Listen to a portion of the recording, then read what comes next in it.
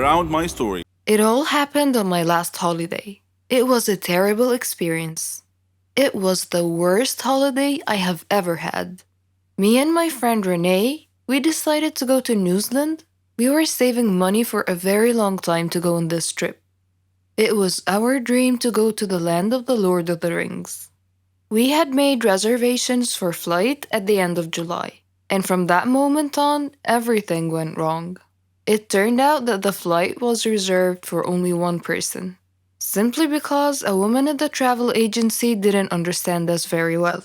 I managed to reserve a flight, but a different one, so we couldn't go together. But I thought that it was not a big deal.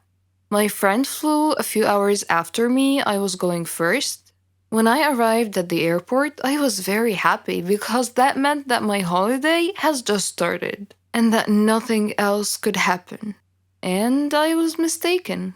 When the hour of my flight was coming, I queued up to the custom clearance. My passport was right, and the next thing I had to do was to go through the metal detector.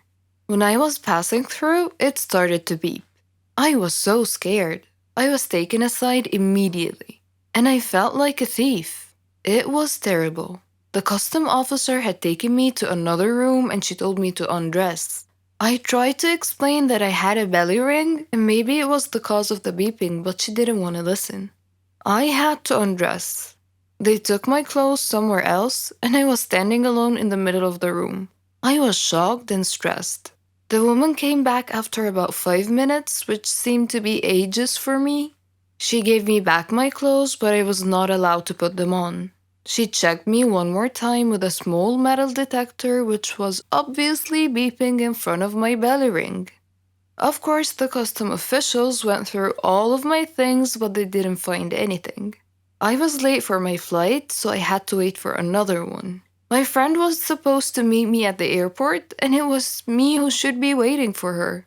She was terrified that I was not there, but fortunately she decided to wait.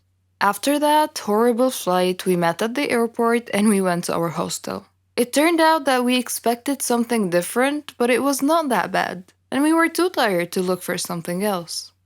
New Zealand is the most beautiful country I have ever seen, and we loved everything about it. The people, their customs, their food, basically everything, and the entire environment. We spent 3 weeks there. We had a really good time, but when the time ended, we had to fly back home. I was a little bit scared. This time, I decided to remove my belly ring. We came to the airport about 3 hours before the departure time. At the entrance to the airport, we saw an older woman who had a large card with the word written on it with capital letters, Poland. So I came up to her and I started to speak in Polish. She smiled and we started to chat together. When we were just about to leave, she asked me if I could take a box of chocolates with me and give it to her son in Poland. He was supposed to meet me at the airport because she would phone him. And of course I agreed. And then it started again. At the custom clearance, everything was okay. I came through the metal detector and nothing happened. My passport was alright. I was almost free when the custom officer asked me about the chocolates. I said that it was given to me by the lady at the entrance and that her son is going to take it back at the airport in Poland. The custom officer asked me to open the box. I didn't want to agree as it was not mine, but I had to. It turned out that inside there were not chocolates, but cocaine worth $20,000. I was taken to jail. I spent 2 days there and then everything had been explained. I could come back home and the lady and her son were caught and also taken to jail. I don't have to explain why this was the worst holiday ever. Hi, my name is Laura. I'm 23 years old, and I teach art. I recently got married to the love of my life, Norman. I considered him my friend, my brother, my son, and my husband. We loved to prank each other, even after we got married. For instance, one time, I turned off all the lights in the apartment, dressed up as a monster, and scared the living daylights out of him when he came back from the store. Another time, he damaged my car. I put mayonnaise on his toast. I did worry sometimes that our jokes might go too far. I mean, he did get really mad at me once. He stopped talking to me for 2 days, even though I apologized profusely many times. After that, our pranks sort of stopped. I figured our pranking days were over. About a month later, I returned home to find a letter on the floor. I opened it and read it. If you don't pay us 100,000 by Friday, we will kill Norman. I smiled. Norman was pranking me again. When he returned home, I hugged him and showed him his prank letter. He read it carefully, and his brow furrowed. He appeared seriously frightened and swore that this was not part of any prank. He told me that we needed to leave town as soon as possible. I asked him why, and he told me that before he married me, he had stolen a gold statue from a motorcycle gang. I asked him why he couldn't just return it with an apology, and he told me that the statue was worth a lot of money and could make us really wealthy.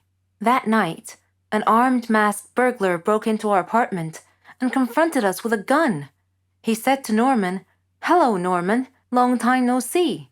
You need to choose between the statue or your wife. Choose now." Norman was hesitant. Then he steadfastly said, "I can't give up the statue. Take my wife." The masked man turned towards me. He pointed the gun at me in a threatening manner. I was frantic. I was staring at Norman in shock. Suddenly, the masked man ripped off his mask. It was Keanu, Norman's brother. Norman sat down, laughing so hard he could hardly stop to breathe. Between laughs, he said, "This is payback for the last prank of yours. I was so mad at him that day, but it's all right. He doesn't know what I have planned for him." Let me be honest with you guys. I'm not a fan of first dates. I've only had a couple of good first dates, others are plain disasters. However, from time to time, I like to get on Tinder and swipe between pictures. Tinder dates always turn into funny stories, sometimes even spooky ones. My guy best friend Ryan and I decided to go on a few Tinder dates just for the fun of it. Before we went out, we would always agree on a safe word, and that word was hot dog. A text saying, "Hey, can you pick up some hot dogs on the way?" Or something along those lines basically meant, "Can you call me and pretend there's an emergency so I can get out of this situation without being rude?" We had a lot of safe words meaning different things, and had an unspoken rule that every time we were on a date, we would let the other person know.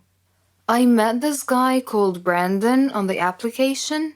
We had a few good chats and decided to go out for brunch. I called Ryan and I let him know that I'll be having brunch with this Brandon guy. I'm not a supermodel, but I'm a bit too picky when it comes to first date outfits. I dived into my closet and decided to wear a bright pink off-shoulders blouse and a tiny little white skirt.